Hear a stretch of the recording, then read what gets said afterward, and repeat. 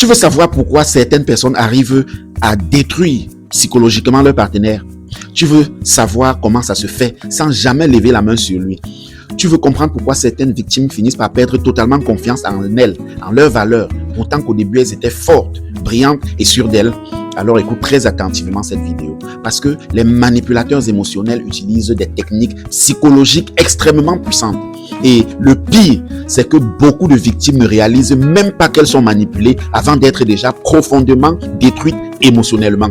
Moi, je suis Évariste Fokoussi, coach en dynamique relationnelle de couple. La première technique s'appelle le gaslighting. Le manipulateur te fait douter de ta propre réalité. Tu lui dis « tu m'as blessé » et lui il répond « tu exagères ». Tu lui dis « tu as changé » et lui il répond « le problème c'est toi ».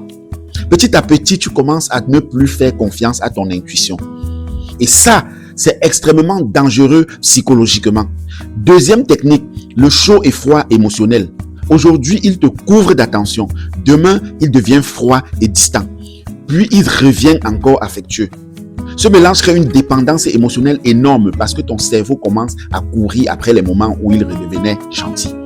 Beaucoup de personnes confondent ça avec de l'amour fort, alors qu'en réalité, c'est parfois une stratégie de contrôle émotionnel très puissante.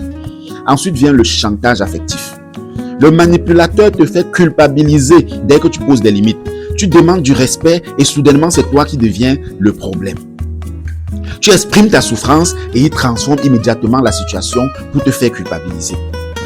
Résultat, tu finis par te taire pour éviter les conflits. Et il y a aussi l'isolement. Très souvent, le manipulateur essaye de te couper progressivement de tes amis, de ta famille, des personnes qui pourraient t'ouvrir les yeux. Parce qu'une personne isolée devient beaucoup plus facile à contrôler émotionnellement.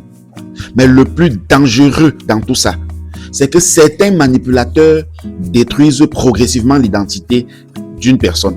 À force de douter, de culpabiliser, de vivre dans la peur émotionnelle, certaines victimes finissent par ne plus se reconnaître elles-mêmes. Si tu reconnais certains de ces mécanismes dans ta relation actuelle, prends cela très au sérieux.